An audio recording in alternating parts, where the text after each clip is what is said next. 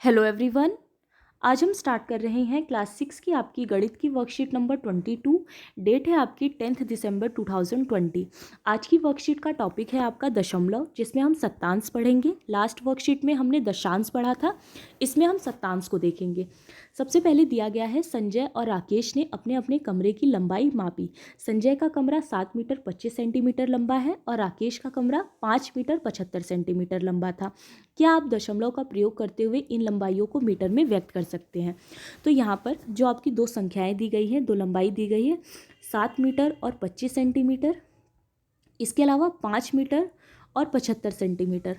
इन दोनों को चेंज करके हमें मीटर में लिखना है। 7 मीटर और 5 मीटर तो आपके पहले से ही मीटर में है, तो बस 25 सेंटीमीटर और 75 सेंटीमीटर को हमें मीटर में चेंज करके लिखना है। जैसा कि सबसे पहले यहाँ पर दिया गया है 100 सेंटीमीटर बराबर 1 मीटर। आपने पढ़ा होगा कि 1 मीटर में आपके 100 सेंटीमीटर होते हैं। ठीक है, तो आप इसको 1 सेंटीमीटर बराबर 1/100, 1/100 मीटर भी लिख सकते हैं। ठीक है, और 100 को आप डिवाइड करेंगे 1 से तो आपका आ जाएगा 0.01 मीटर।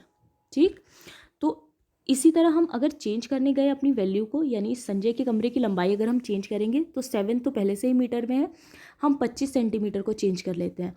तो जैसे हमने 1 सेंटीमीटर को चेंज किया था, वैसे हम 25 सेंटीमीटर को चेंज कर लेंगे। तो 25 सेंटीमीटर को चेंज करने के लिए आपको 100 से डिवाइड करना पड़ेगा, यानी कि 100 से भाग देना पड़ेगा। ठीक है, तो इस तरह 25/100 आपने लिखा, ये हो गया ना मीटर में चेंज। तो अब हम लिख सकते हैं 7 और 25/100 मीटर। आप ऐसे भी लिख सकते हैं आंसर को। इसके अलावा 7 मीटर और 1 मीटर का 25 शतांश, इसको ऐसे पढ़ा जाएगा। इसके अलावा आप अपने आंसर को 7.25 मीटर इस तरह भी लिख सकते हैं। दोनों तरीक़ों से आप लिख सकते हैं। 7 और 25/100 ऐसे भी लिख सकते हैं, और 7.25 इस तरह से भी लिख सकते हैं। उसके बाद हम राकेश के कमरे की लंबाई को भी चेंज कर लेंगे। तो इसमें आपको 75 को चेंज करना है मीटर में। तो 75 को आप चेंज करेंगे मीटर में, तो 75/100 आ गया। ठीक है, अब इसको हम 5 के साथ लिख देंगे कि 5 और 75/100। ठीक है, और इसे पॉइंट में हम कैसे लिखेंगे? 5.75 इस तरह से, 5.75 मीटर। यहाँ पे भी आ गया आपका मीटर। यहाँ पे आप करेक्ट कर लेना बच्चों, यहाँ पे 5.75 आएगा, वो शायद गलती से 8.75 लिखा हुआ है।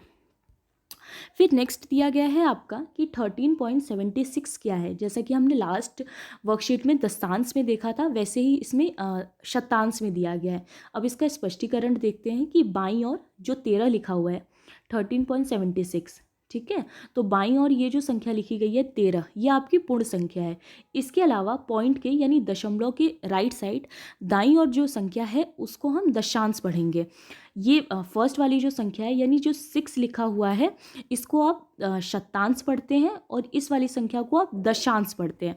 जैसे हमारा इकाई दहाई होता है ना, 6 4 7 4 है, तो इसे हम इकाई पढ़ते हैं, इसे दहाई, इसे हम सैकड़ा पढ़ते हैं। उसी तरह जो दशमलव होता है, दशमलव के बाद मान लीजिए आपकी संख्या लिखी है, तो पहली जो संख्या लिखी होती है इसको हम दशांश पढ़ते हैं, दूसरी संख्या को हम शतांश पढ़ते हैं। इसी चीज़ को यहाँ पर बताया गया है कि दाईं ओर 2 अंक है, 7 जो है वो दशांश है, 7 जो है आपका दशांश, जो हमने लास्ट वर्कशीट में देखा था, और 6 जो है वो आपका शतांश है। ठीक है, इसीलिए 13.76 में 13 और 7 दशांश है और 6 आपका शतांश है। अगर हमें इसे टेबल में रखना हो तो हम कैसे रखेंगे? एक देखिए, एक जो है वो आपका दहाई है, 3 आपका इकाई है, इसके बाद 7, ठीक है, जिसे हम 7/10 इस तरह भी लिखते हैं। तो ये 7 जो है वो आपका दशांश है, और जो आपका 6 है, जिसे हम 6/100 लिखेंगे, ये आपका शतांश है। ओके, उसके बाद आपके कुछ क्वेश्चंस दिए गए हैं। जैसे फर्स्ट क्वेश्चन आपका दिया गया है कि निम्नलिखित में से प्रत्येक को दशमलव के रूप में लिखिए। तो आप जब इसको 700 को डिवाइड करेंगे, मतलब 100 से डिवाइड करेंगे 7 को, तो आपका आ जाएगा 0.07, क्योंकि 2 0 है, ये देखिए 2 0 है, तो इसीलिए 0.07 आ जाएगा हमारा। फर्स्ट लिख लीजिएगा आप 0.07। नेक्स्ट है आपका 25 और 23/100, तो इसका आंसर हो जाएगा आपका 25.23। ठीक है, अभी देखा था ना हमने क्वेश्चन में, तो वैसे ही। उसके बाद 7 है आपका, तो 7.03 100 को हम 3 से डिवाइड करेंगे तो 0.3 आ गया।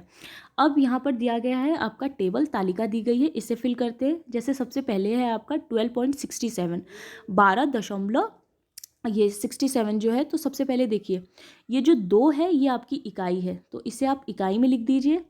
1 आपका दहाई है, वहाँ पे लिख दीजिए। 6 आपका दशांश हो गया और 7 आपका शतांश हो गया। ठीक है, सेकंड जो क्वेश्चन है बी 25.25 यानी कि 25.25, तो इसमें 5 देखिए, 5 आपकी इकाई हो गई, 2 आपकी दहाई हो गई।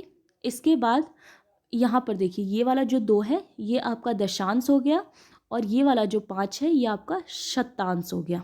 ओके, उसके बाद यहाँ पर देखिए इकाई दहाई में आपकी 3 संख्याएं दी गई हैं, तो 1 इकाई है, ये भी दहाई है, और उसके बाद जो एक और 1 है इसके लिए हम एक और ऐसे टेबल आप बना लीजिएगा, सैकड़ा लिख दीजिएगा उसमें। ठीक है, और यहाँ पे लिखिएगा 1, और उसके बाद 3 और 4 है आपका 34। तो 3 पहला जो नंबर है, दशमलव के जस्ट बाद का जो नंबर होता है वो हमारा दशांश होता है, तो 3 हमारा दशांश हो गया। और दूसरे नंबर पे जो 4 है हमारा वो शतांश है, तो 4 को हम यहाँ लिख लेंगे। ठीक है।